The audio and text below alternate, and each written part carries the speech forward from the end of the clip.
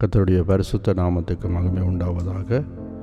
இன்றைய நாளிலும் எபிரேயர் 6வது அதிகாரம் 14வது வசனம், நிச்சயமாகவே நான் உன்னை ஆசீர்வதித்து உன்னை பெருக பண்ணுவேன்.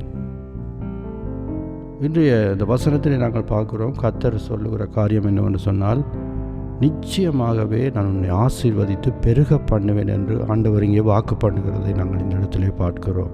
அப்போ நம்முடைய ஆண்டவர் நம்முடைய வாழ்க்கையிலே பெருக்கங்களை உண்டு பண்ணுகிற தேவனாக இருக்கிறார்.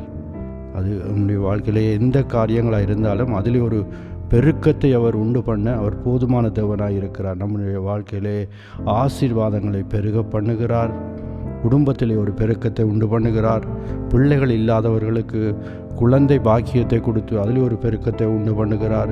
வீடு வாசல் இல்லாதவர்களுக்கு வீடுகள் காணிகளை கொடுத்து அதிலே ஒரு பெருக்கத்தை உண்டு பண்ண அவர் போதுமான தேவனாக இருக்கிறார். அது மட்டுமல்லாமல் வேலை வாய்ப்புகள் இல்லாதவர்களுக்கு அதிலே ஒரு பெருக்கத்தை உண்டு பண்ணுகிறார்.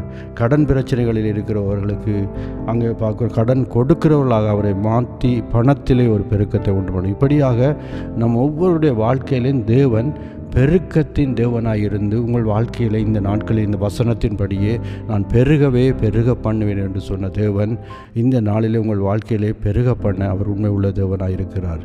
இந்த வார்த்தையின்படி அவர் இன்றைய நாளிலே உங்கள் வாழ்க்கையிலே எல்லா காரியங்களிலும் ஒரு பெருக்கத்தை உண்டு பண்ணுகிறார்.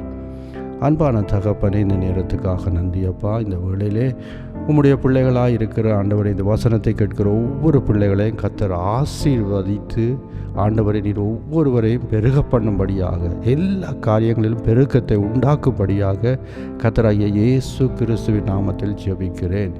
ஆமென்.